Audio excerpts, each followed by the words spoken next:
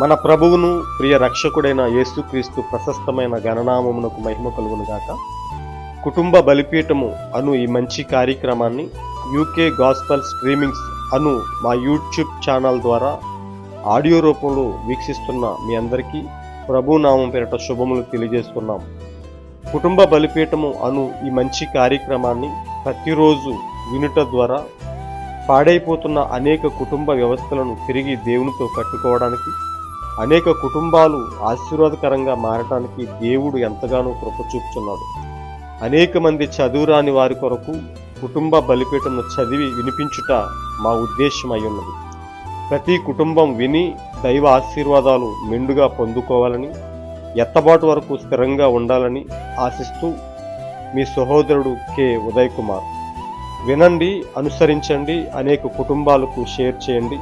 మరిన్ని వీడియోల కొరకు యూకే గాస్పల్ స్ట్రీమింగ్స్ అను మా యూట్యూబ్ ఛానల్ను సబ్స్క్రైబ్ చేయండి. వినుచున్న మీ అందరినీ దేవుడు బహుగా దీవించునుగాక. God bless you all.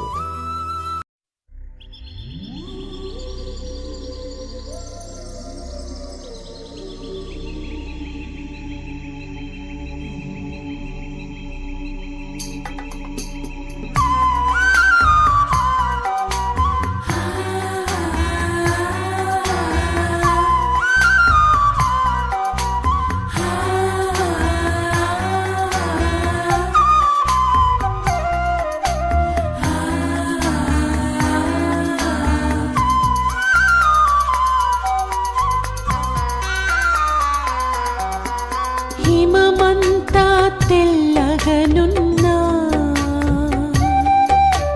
పావురపు రెక్కలపైన, హిమమంతా తెల్లగనున్నా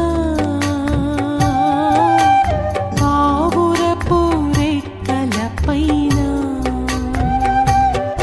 కన పవిత్ర మాధుర్య ప్రేమ దేవుడే నాకు పంపెను.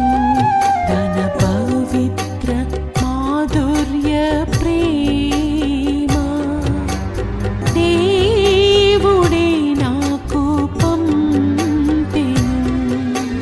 పావురపు రెక్కలపైన, పావురపు రెక్కలపైన, పావురపు రెక్కలపైన, పావురపు రెక్కలపైన, పైనుండి ఒక సూచన దేవుడే నాకు పంపెను. ఒక కుటుంబ బలిపీఠం వాల్యూమ్ 1 నుండి 13వ రోజు. అంశము: ఆయన తన స్వరక్తపు వర్తమానంతో పరలోకమునకు చేరుకున్నాడు. నా పావురము నా నిష్కలంకురాలు ఒకతే. పరమగీతము 6వ అధ్యాయము 9వ వచనం. మొదటి ప్రపంచ యుద్ధ కాలంలో నాకు నా తండ్రి యొక్క అన్నలు, నా బంధువులు, వారిలో చాలామంది ఆ యుద్ధంలో పాల్గొన్నారు. వారిలో చాలామంది మరణించారు కూడా. ఒక ప్రాంతంలో అమెరికన్ సైనికుల రెజిమెంట్ మొత్తం జర్మన్ సైన్యంతో చుట్టముట్టబడింది. వారు బయటకు రాలేకపోయారు. విపరీతమైన యుద్ధ సామాగ్రి, మిషన్ గన్స్, పెద్ద తుపాకులు, మోటార్లు వారి చుట్టూ మోహరించినవి. వారు అన్ని వైపులా శత్రువులతో చుట్టముట్టబడి బయటకు వెళ్ళే మార్గం లేకుండా చిక్కుకున్నారు. వారి యొక్క గొప్ప ఆయుధాలు, సైనిక వ్యూహాలు అన్నీ విఫలమయ్యాయి. వారు పూర్తిగా శత్రువుల చేతిలో చిక్కుకున్నారు. బయటపడే దారి వారికి లేకుండా పోయింది. అక్కడ సైనికులంతా నశించిపోతున్నారు. అన్ని వైపులా ముట్టడి వేయబడ్డారు. వారికి విమానాలున్నవి, కానీ ఒకటి కూడా పైకి పంపు అవకాశం లేకుండా. ఒకవేళ వెళ్తే శత్రువులు కాల్చివేస్తారు. కనీసం ఒకడు బయటపడే దారి లేకపోయింది. ప్రయత్నాలు కుదరలేదు.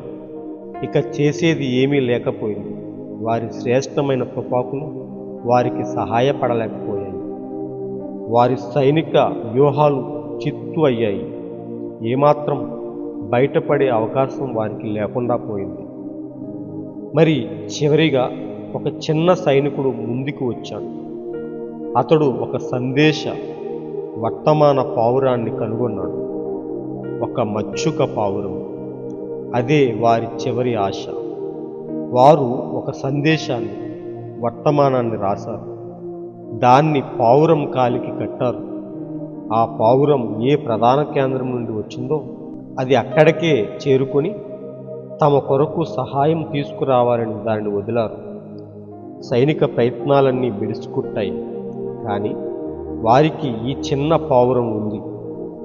వారు వర్తమానాన్ని రాశారు. దాని చిన్న కాళ్ళకి దానిని కట్టారు. దీవెనను తీసుకురావాలని ప్రార్థనాపూర్వకంగా దాన్ని పంపారు. అయితే జర్మన్లు ఆ తెల్ల పావురాన్ని చూసి దానిపై కాల్పులు జరిపారు. ఒక బుల్లెట్ దాని రెక్కను గాయపరిచింది. మరొకటి మెడ చుట్టూ గాయం చేసింది. మరొకటి సందేశమున్న కాలి దగ్గర తగిలింది. కానీ ఈ చిన్న పావురం గాయపడినప్పటికీ ఆ యొక్క సందేశాన్ని తీసుకెళ్ళింది. అది వారి రక్షణకు మార్గమయ్యింది. కానీ ఆ చిన్న పావురం ఎగురుతూ సందేశాన్ని చేరవేయడానికి ప్రయత్నిస్తూ ఉండిపోయింది. అది జీవితం మీద ఆధారపడిన విషయం. తన పోరాటాలతో, గాయాలతో గాలిలో ఎగురుతూ తిరుగుతూ చివరికి పడిపోయింది. అది సైనికులు ఉన్న శిబిరంలో పడిపోయింది. ఒక సైనికుడు దాన్ని ఎత్తుకుని చూశాడు. అతను చూసి ఇది కాల్చబడింది అన్నాడు. దాని చిన్న కాలి దగ్గర చూశాడు. గాయపడిన కాలి దగ్గర అక్కడ ఒక నోట్ ఉంది. వారు ఆ నోట్ చదివారు. అది రక్తంతో కప్పబడి ఉంది. కానీ రక్తంతో కప్పబడిన ఆ సందేశం స్పష్టంగా వచ్చింది. వారు వెంటనే సహాయ బలగాలను పంపించారు. ఆ రెజిమెంట్ను రక్షించారు. ఆ చిన్న పావురం తన ప్రాణాన్ని త్యాగం చేసి వారందరినీ రక్షించింది.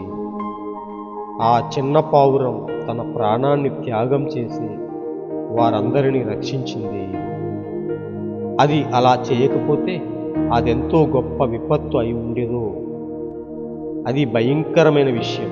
కానీ ఆ చిన్న పావురం చేసినది గొప్ప పని.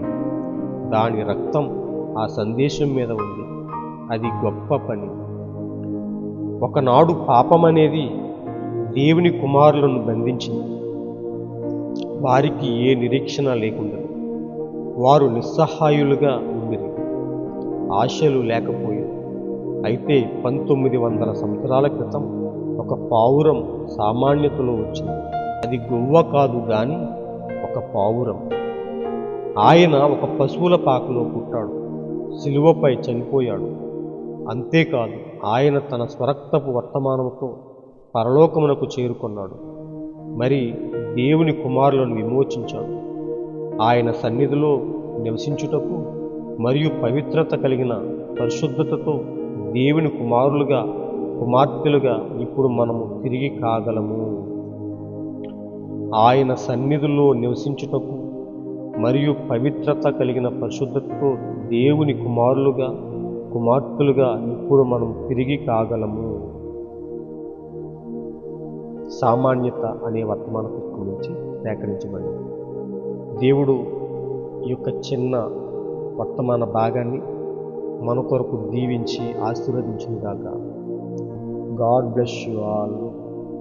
ఈరోజు మీరు చదవాల్సిన అనుదిన వాక్య పఠనము ఆదికాండము 31వ అధ్యాయము 32వ అధ్యాయము.